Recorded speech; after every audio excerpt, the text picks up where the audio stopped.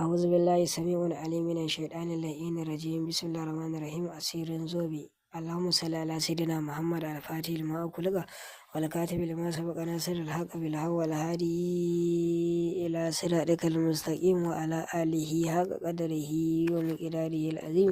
الأمر المسلمين فادin duniya kamar Togo, Nigeria, Liberia, Libya, Saudiya, Saudi Arabia, Tanzania, Burkina Faso, Mali, South Africa da sauran ƙasashe.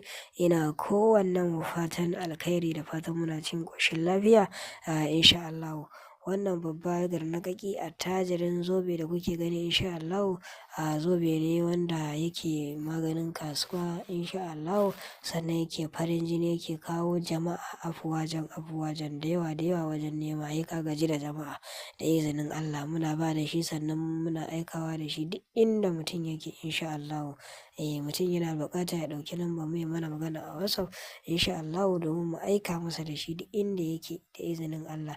Kamar yadda na ambaci insha Allah sunayen kaɗan daga cikin ƙasashe wanda muke tura musu da saƙonni, sannan kuma muke gabatar musu da ayyukanmu insha Allah. Sannan wannan gurgu da kuke gani insha Allah ga zobe na tasrifi a sama wanda za ka iya fitar da dukiya da shi da izinin Allah. Sannan kuma ga wallet nan insha Allah ma'ana jakan tasrifi, ita kuma kawai za ka iya sa ta aljihu, sannan za ka iya barinta a gida. Kullum za ka samu kuɗi, adadin kuɗin da ka buƙata insha Allah da wannan adadin za mu yi amfani mu haɗa ma da ita insha Allah. Bayan mun haɗa ma ita sannan mu aika ma da ita inda kake insha Allah a faɗin duniya, ko kamar Togo, Nigeria, Liberia, Libya, Saudiya, Saudi Arabia, Tanzania, Burkina Faso, Mali, South Africa da sauran ƙasashe. Wannan dai shine zoben da muka yi bayani a farko. Da izinin Allah za ka iya samun shi kuma a duk lokacin da ka so da izinin Allah.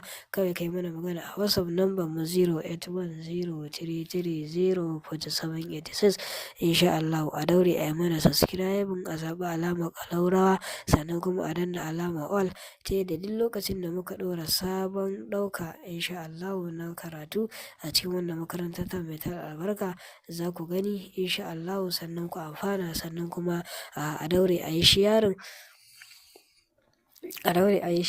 insha Allah. Yin sharing ɗinku shine ke ƙara ba mu ƙarfin gwiwa mu ga cewa in kuka yi sharing mutane suna biyowa insha Allah. Muna ganin ƙarin jama'a a makarantar mu insha Allah. Haka yana ƙara mana ƙarfin gwiwa binciko muku manya-manyan asraru muka kuma kawo muku su insha Allah. Ku yi amfani domin samun sauƙi da kuma sauƙaƙawa. Ina kowane fatan alkhairi.